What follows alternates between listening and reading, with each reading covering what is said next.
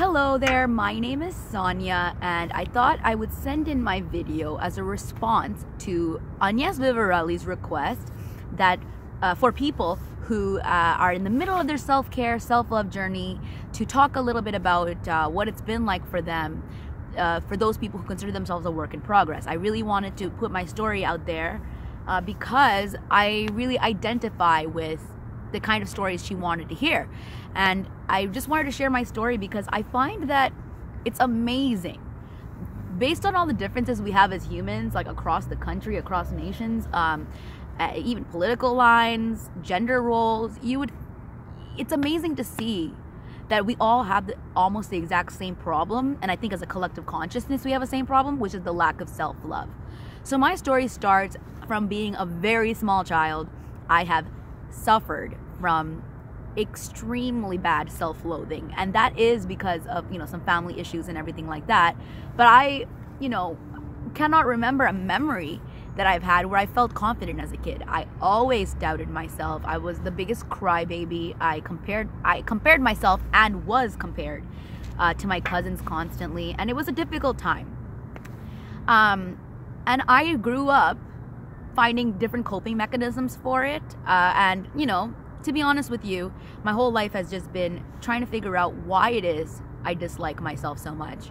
And my brain could always come up with a lot of reasons, but it didn't seem like a natural state.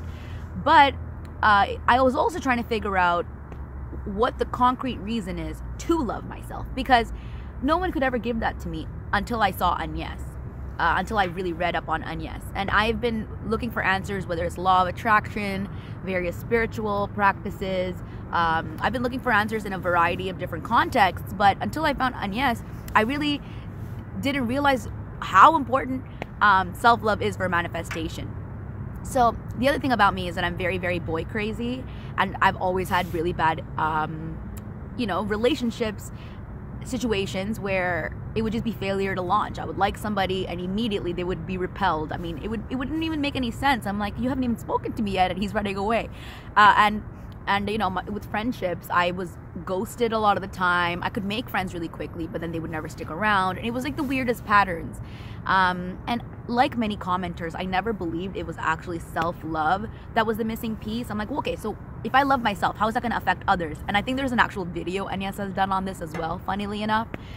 But when I discovered Agnes, started reading about Neville Goddard and applying the techniques and really understanding it, it makes so much sense that you have to love yourself that I feel stupid for even doubting it. Because think about it. All day long you're manifesting. Every single thing in your life, every single thing you experience, every moment is a manifestation that you have put out there, as a part of the collective consciousness. It's really fascinating and interesting. So think about it. If you're not happy with your life right now, that's because of the series of beliefs, repetitive habitual thought patterns, and basically beliefs and thoughts that you've had throughout your life. And if you're not happy, it's because you aren't thinking thoughts that are conducive to a happy, ideal life. And why is that?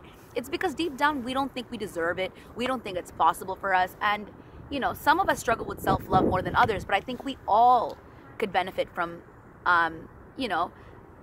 pouring ourselves with self-love, and especially somebody like me and countless other people who have never felt like they love themselves, never felt like they trust themselves. And that's where I really realized is that it is the foundation. It's not that you need self-love to manifest because you're manifesting all day long. You need self-love to manifest things that you actually want.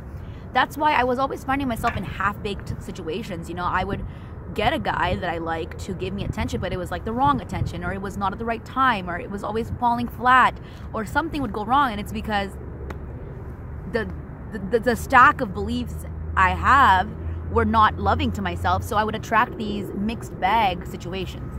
So all I'll say is, what has really helped me is revision. But I'm using revision to sort of unstuck myself from crappy places rather than, putting out good intentions and soaking myself in self-love. The problem with doing that, the self-love thing, and this is where I'm struggling, I think a lot of people struggle too. If you aren't used to pouring yourself with self-love, it feels very awkward, it feels very unfamiliar, and I'm addicted to states of self-loathing because I've only ever experienced those, and it's really difficult to sit there and feel love because meditation, affirmations, all that stuff requires an internal look at yourself, a reflective look at yourself. And if you're running away from it, which I have been for years, it's a new feeling to be like, you know what, I do love myself. And it's funny because I have developed quite an ego the last couple of years and been really entitled, but I never felt deserving. You know, there's a difference between feeling entitled and deserving. So it's a really cool and fun thing to start realizing just how much self-love will help. It's just that it's a little painful and uncomfortable for a lot of us, and there's a time lag between when you do something, when you implement self-love and bring forth those beliefs. It's like a slow magnet being built. It's like a small little thing, and the more mass it has, the more gravity can pull towards it. But if you're not putting that energy in and you keep letting it go away, like you're doing it for a week and then it goes away, it's not going to have enough to pull into it. It's almost like, imagine like a thing of mass, like a planet. The bigger the planet is, the more mass it is, the more it can come. You can attract the right things to it. I know I have blathered on for quite some time now, but I'm looking to hear more of everybody else's stories that are in the middle of their self-love journey. I'm really excited for all the things I have learned, but the main message I want to give out there is how important self-love really is, because that is the core of how you're going to get the good manifestations to come, and not so much of like a mixed bag. Well, I got this, but not this. Why not this? It's because you don't believe you deserve this part. And one last thing I want to say is that whenever you have a negative thing happen, be excited about it, because it's pointing you to the negative belief. And when something negative happens, it's like an adventure. You go down the negative, path and see where that thought came from and work on that thought. And it'll be really cool to reverse engineer your brain, take control of your life. I love you guys for listening, and I hope I made some sense. Mwah.